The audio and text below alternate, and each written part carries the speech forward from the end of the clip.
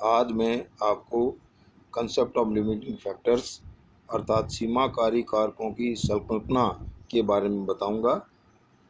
रूपरेखा अर्थात साइनॉप्सिस।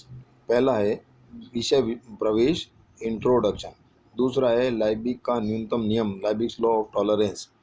तीसरा है न्यूनतमता की संकल्पना में जोड़े गए दो सिद्धांत। अब पहले लेते हैं विषय प्रवेश। प्राणियों का वातावरण भौतिक कारकों एवं रासायनिक पदार्थों से बना होता है। इन्हें संयुक्त रूप से वातावरणीय कारक कहते हैं। पारिस्थितिक तंत्र में ये कारक समुदाय से परस्पर क्रिया करते हैं। शेष वातावरण के अनुकूल होने के उपरांत भी यदि कोई वातावरणीय कारक आवास को नियंत्रित करता है तो उस कारक को सीमाकारी कारक कहते हैं। इस कारक की न्यूनता या अधिकता के कारण सीमाकारी प्रभाव डाला जाता है। उदाहरणतया शुष्क प्रदेशों में प्राप्य आर्द्रता का परिमाण सीमाकारी कारक होता है। लाइबिक्स लॉ ऑफ मिनिमम अर्थात लाइबिक का न्यूनतम नियम वातावरणीय रसायनों द्वारा डाले जाने वाले सीमाकारी प्रभाव को सर्वप्रथम एक जर्मन जीव रसायनज्ञ जस्टस वॉन लाइबिक ने सन 1840 में जाना था। अपने अध्ययन में उन्होंने विशेषतया या खनिज पोषकों पर ध्यान दिया था जो भूमि में पाए जाते हैं। उनके प्रेक्षणों के अनुसार पौधों को अपना जीवन एवं वृद्धि जारी रखने के लिए खाद्य पदार्थों की आवश्यकता होती है। ये सभी खाद्य पदार्थ एक विशेष अनुपात में प्राप्य होने चाहिए। यदि इनमें से एक खाद्य पदार्थ भी अनुपस्थित हो तो पौधा मर जाएगा।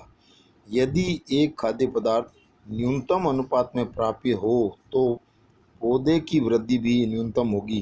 अन्य खाद्य पदार्थों की चाहे कितनी भी अधिकता क्यों न हो, वृद्धि की यही दशा होगी। इस प्रकार पौधों की वृद्धि उस खाद्य पदार्थों के परिमाण पर निर्भर करती है जो इसे न्यूनतम परिमाण में प्राप्य होता है। यही कथन लाइबिक का न्यूनतम नियम कहलाने लगा।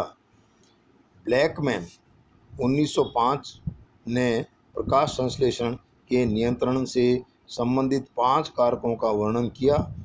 इनमें उपलब्ध कार्बन डाइऑक्साइड का परिमाण, दूसरा उपलब्ध जल का परिमाण, तीसरा सौर विकिरण की तीव्रता, चौथा उपस्थित क्लोरोफिल का परिमाण एवं तथा हरित लवक का तापक्रम।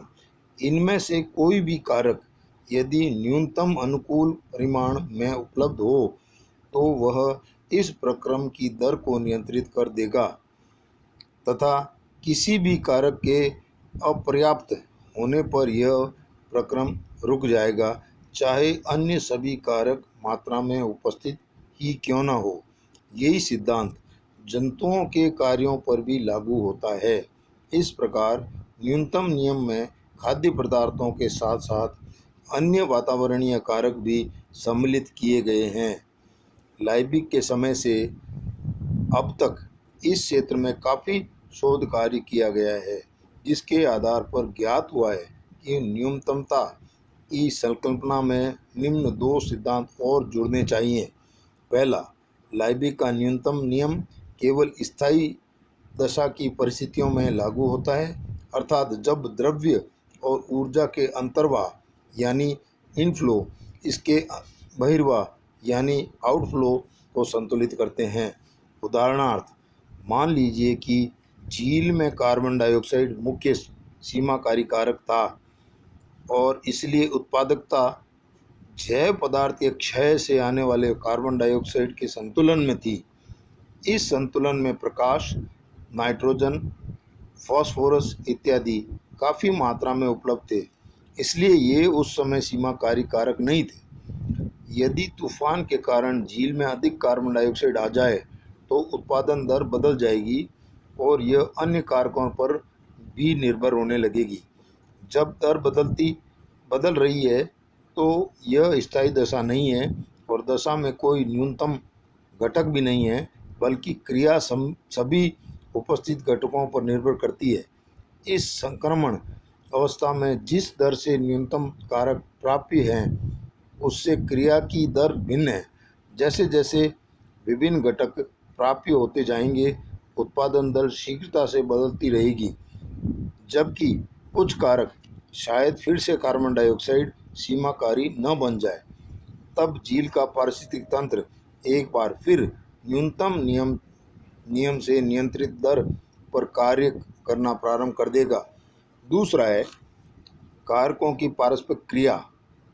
न्यूनतम कारक के अलावा किसी अन्य कारक की उच्च सांद्रता या अधिक उपलब्धता के कारण न्यूनतम कारक के उपयोग की दर में परिवर्तन आ जाता है।